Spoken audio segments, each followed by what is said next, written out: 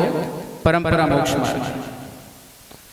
आप और हम उस परंपरा मोक्ष मार्ग के मोक्ष मार्गी हैं।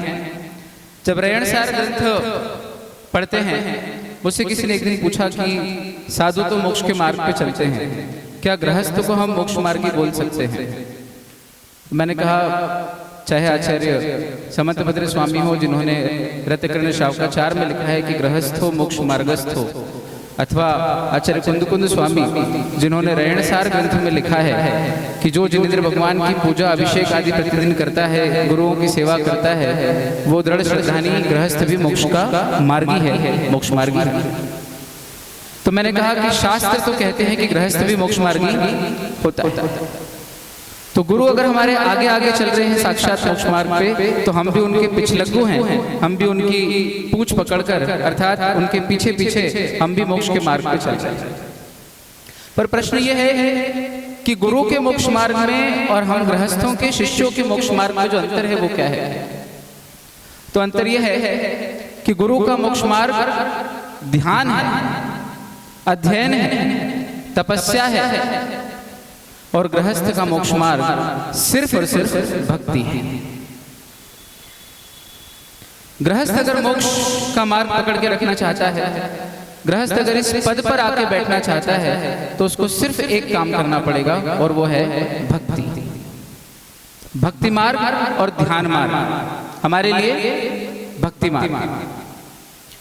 अब इस भक्ति की जब हम व्याख्या करते हैं, भक्ति पे जो चर्चा करते हैं, क्योंकि भक्ति हमारा मुख्य कर्तव्य है, तो भक्ति शब्द के मायने क्या है? तो हम गुरुदेव के चरणों में बैठ के सीखते हैं। मैंने जो बचपन से सीखा है गुरुदेव से कि भक्ति किसको कहते हैं, तो भक्ति का अर्थ होता है जुड़ाव। दो शब्द हैं, भक्त और विभक्त। बराबर? विभक्त का अर्थ टूटना और भक्त का अर्थ जुड़ना, एक दूसरे के विलोम है। अगर विभक्त का अर्थ टूटना है तो भक्त का अर्थ जुड़ना है। तो जुड़ाव की जो भावना है, लगाव की जो भावना है, अनुराग की जो भावना है, उसका नाम है भक्ति। और वो भक्ति हम हृदय में लेकर इन गुरुदेव के चरणों में आते हैं। जब मैं केवट की कथा पढ़ता हूँ, मैंने गुरुदेव के चरणों पे एक बार पहले भी इस प्रसंग को उठाया था, तो कल गुरुदेव ने कहा कि जो चीज तुमने पहले कही और अच्छी लगी उसको दोबारा कह देना चाहिए। तो मैंने कहा एक बार और कह देता हूँ उसी कहानी। तो केवट की कहानी आप सबने पढ़ी होगी, सुनी होगी। केवट पिछले जन्मों में क्षीर सागर के समुद्र में एक कछुआ था, और विष्णु जी शेषनाग पर आराम से लेटे थे। लक्ष्मी जी पैर दबा रही है, शेषनाग रक्षा कर रहा है विष्णु जी की, और आराम से लेटे हैं। अब केवट जो कछुए के पर्याय में, कछुए के जन्म में जिसके मन में भक्ति आई, भक्ति उमड़ी कि मैं कैसे भी इनके विठ्ठल के, इन विष्णु जी के, इन राम के चरणों को छू लूं, एक बार छू लूं तो भव भव के लिए तर जाऊं। तो वो आता, बार बार चरण छूने का प्रयास करता, और लक्ष्मी जी उसको दुत्कार देती और शेषनाग फुफकार देते, और बेचारा दूर भाग जाता। बार बार प्रयास करता, बार बार भगा दिया जाता। तो एक दिन उसके मन में आया कि अब मैं तपस्या करूंगा, भक्ति की पराकाष्ठा देखते, तपस्या करूंगा और इन प्रभु के चरण छू के रहूंगा। तो कछुए ने तपस्या का फल ये हुआ कि उसको मनुष्य का भव प्राप्त हुआ, केवट का जन्म लिया उसने। इधर भगवान भी अवतार के माध्यम से राम बने, लक्ष्मी जी सीता बनी, शेषनाग लक्ष्मण बने। और प्रसंग कुछ ऐसा बना कि श्री राम, लक्ष्मण और सीता को गंगा पार उतरना पड़ा। अब गंगा पार उतरना है तो केवट के आगे निवेदन करना पड़ा कि केवट राज, निषाद राज, हमें उस पार लगाओ। अब ये मौका था। यहाँ भक्त की अपनी जो भक्ति थी, सालों की जो तपस्या थी, वर्षों की तपस्या, वर्षों की भी नहीं, युगों की जो तपस्या थी, वो आज काम आने वाली थी। अब केवट बड़ा चतुर, उसने कहा कि अभी तक तो मैंने जितनी तपस्या की वो सिर्फ चरण छूने के लिए की थी, अब मैं इनके चरण पखारूंगा और मल मल के पखारूंगा, छोड़ूंगा ही नहीं। तो इस मौके को पूरी तरह से बुझाते हुए केवट ने कहा कि हे प्रभु, ऐसा कहते हैं सब लोग कि जादू भरी पदरज है तुम्हारी। आपने सुनी कि ये वाली 4 लाइनें रविंद्र जैन साहब, ये बहुत सुंदर है। कि रामचंद्र जी के जब चरण पत्थर पर पड़े तो शापित अहिल्या वो पत्थर से महिला बन गई। तो ये रामचंद्र जी की प्रसिद्धि पूरी दुनिया में फैल गई कि ये पत्थर को पांव लगा दे तो वो महिला बन जाती है। अब केवट ने इसका बड़ा चतुराई से प्रयोग किया। केवट कहता है कि ऐसा कहते हैं सब लोग कि जादू भरी पद रज है तुम्हारी, इस पद रज का स्पर्श हुआ तो मौन शिला बनी सुंदर नारी।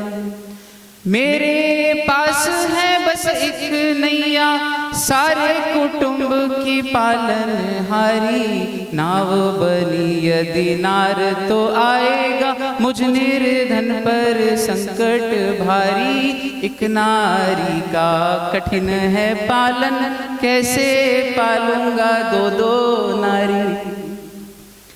तो केवट ने कहा कि भगवान आपकी जो चरण की रज है उससे तो पत्थर अगर अहिल्या बन जाती है तो मेरी तो लकड़ी की नाव है, अगर आपके चरणों की रज इस नाव पे लग गई तो मेरी तो दो दो नारी हो जाएगी। एक पालना मुश्किल पड़ रही है, दो दो कैसे पालूंगा। मैं आपके पैर धुलाए बगैर तो नाव पे चढ़ने नहीं दूंगा। धुलाओ भी। अब पैर धुलाए तो इतनी देर तक और ऐसे मलमल के धुलाए और कहते हैं कि उस पदरज को, उस पैरों की जो धुलाई का जल था उसको केवट ने पूरा पिया।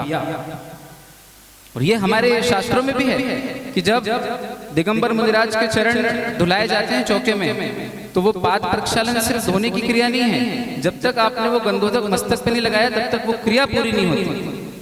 मैंने जो गुरु चरणों में सीखा है वो ये है कि अगर महाराज के चरण आपने धोने के बाद मस्तक पे गंधोदक नहीं लगाया तो उठ के चले जाएंगे, तब तक वो क्रिया पूरी नहीं होती। तो चरणों तक का महत्व है। तो केवट ने वो पूरा पिया और अपने आप को और अपने पूर्वजों को सबको तारा।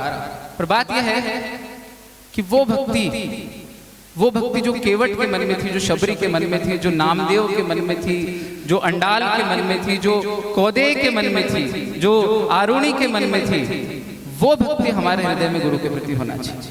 वो भक्ति, वो जुड़ाव, वो आत्मीयता, वो अनुराग जो निस्वार्थ हो। हम जाते हैं गुरुदेव हमारी तरफ देखें न देखें, कभी देख पाए कभी नहीं देख पाए, कभी हाथ उठा पाए कभी हाथ नहीं उठा पाए, इतनी व्यस्तता है। सबसे व्यस्ततम साधुओं में से एक है हमारे गुरुदेव। लेकिन खास बात यह है कि ऐसा कभी हुआ नहीं कि हम जाएं, हजारों भक्त हैं, एक सबके नाम याद रखना, उसके बाद उनके परिवार के नाम याद रखना, किसके बच्चे क्या कर रहे हैं ये याद रखना, फिर उनकी जीवन की जितनी समस्याएं हैं वो भी उनको पता है। तो धीरे से, ऐसा नहीं कि आप जाओगे तो आपसे डायरेक्ट बात कर लेंगे, वो मौका देख के चार लोग इधर उधर देख के फिर लगा कि आप बात करनी तो वो बात कर लेंगे और आपकी पूरी समस्या हल भी कर देंगे। इतनी प्रज्ञा, इतनी बुद्धि, हजारों लाखों भक्तों के नाम, परिवार, सब कुछ याद रखना, सबको संभालना, सबसे कृपा बरसाना, इतने व्यस्त होने के बावजूद भी इतने प्रकल्प गुरु जी से बोल रहा था महाराज जी, इतने सारे काम एक साथ चालू कर दिए, गुरु धाम, विमल धाम, गोलोक और इतने सारे काम हैं, बोले सब चलता है, सब हो जाता है। इतना मल्टीपर्पस, मल्टी टैलेंटेड, मल्टीटास्किंग काम है गुरुदेव का। हम लोग सब श्रावक लोग भगवान इवेंट मैनेजमेंट में आपको नंबर 1 मानते हैं। मतलब जब भी बात चलती है आपके पीछे, क्षमा करना, तो यद्यपि आप तो परमेष्ठी पद पे हो लेकिन जो एक शब्द निकल के आता है कि गुरुदेव से अच्छा इवेंट कोई मैनेज नहीं कर सकता है। तो ऐसे हमारे गुरुदेव, मैं कुछ पंक्तियां इंदौर से लिख के लाया था, मैंने कहा वो सुनाऊंगा पर पहले शब्द निकल गए भक्ति के। गुरुदेव आज्ञा हो तो एक छोटी सी कविता। हाँ हाँ,